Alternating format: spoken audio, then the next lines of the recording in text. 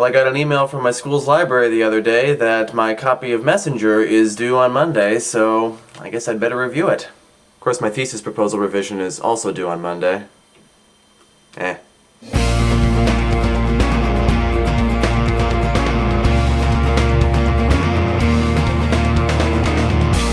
Messenger by Lois Lowry, the last book in the Giver trilogy.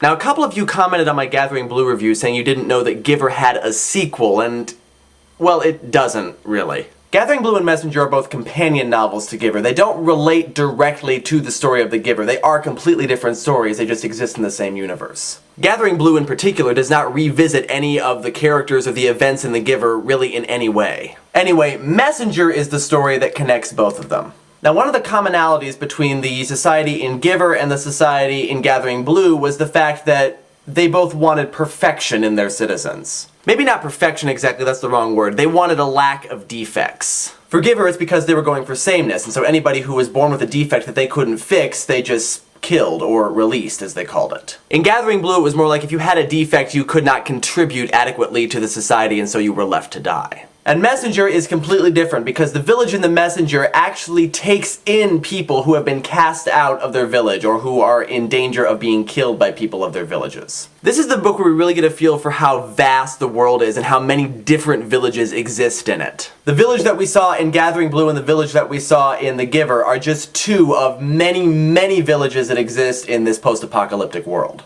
But the one in Messenger is the one that comes closest to being an actual utopian society rather than a dystopian society. In this village, which incidentally is the only village of the three books that actually has a name. Now true, its name is Village, but still, it is a name. It's not called The Village, it's called Village with a capital V. Village welcomes everybody who comes regardless of their defect because they recognize that everybody has their own individual strengths that they can bring to the community. In fact, that's how they name people. They name people according to their strengths, what they call their true name. And so the guy who's really good with kids and a really good teacher is called Mentor. And the guy who is blind and yet has a special way of seeing things that he is able to use to contribute to the community is called Seer. And the guy who leads the community and leads it very effectively is called Leader.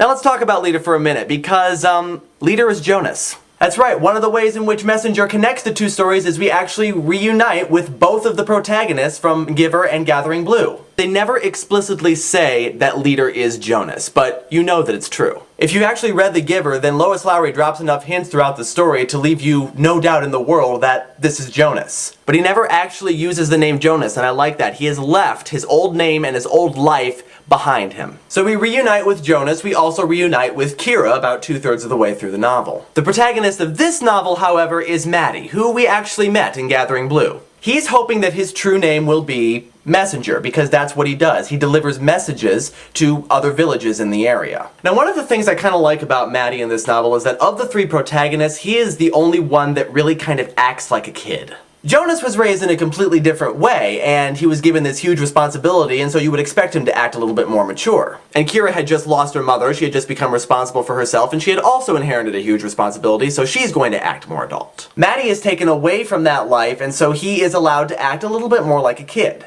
Which actually shows us a little bit more about Village itself. It is much more loving and caring than either of the other two villages. People in Village actually have the capacity to love and care for one another, hence the fact that they welcome anybody in regardless of their defects. But in a way, Messenger shows us how a dystopian society can start to occur and how you can start to lose that love. We see villagers, even though they live in a very successful community, constantly wanting more. And they are given an opportunity to gain more by trading what is called their deepest selves. So Messenger shows us how that lack of love and caring that we saw in Giver and Gathering Blue can really start to occur and start to destroy a village. But I do think that Messenger is the weakest book of the three. I think Giver and Gathering Blue were both done much, much better. First of all, absolutely nothing is subtle about Messenger. One of the great things about Giver and Gathering Blue is that both the magic that was used and the symbolism that was used was very subtle. You kind of had to look for it. Whereas in Messenger, it's all very, very obvious, both the magic and the symbolism.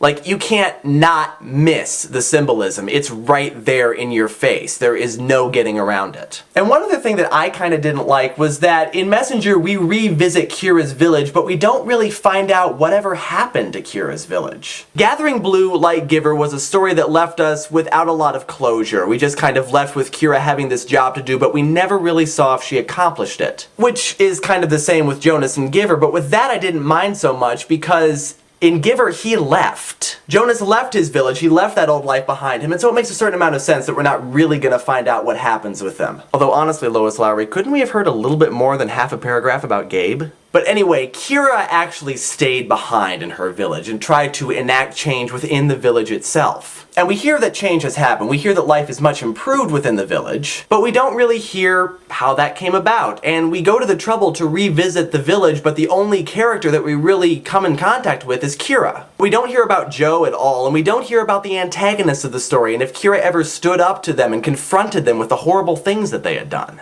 And I feel like if we're going to take the trouble to visit Kira's village again, we should maybe hear a little bit more about it. Just a little bit more. All that being said, though, I do think that Messenger closes off the series nicely, and I can't read Giver and Gathering Blue without also reading Messenger. So for that reason, Messenger does stay on the favorites list. It is the weakest of the three, but it's still a very good story. Messenger is also the last dystopian/utopian novel on the list, and you know, after reading all these kind of dark stories with these sort of unsatisfying endings, I thought I'd read something a little bit lighter this time, and so the next book on the favorites list is going to be Matilda by Roald Dahl. I hope that you've enjoyed all of these dystopian novels, and if you haven't, well, there aren't any more on the list, so we're done with that. I'll see you next time. Bye.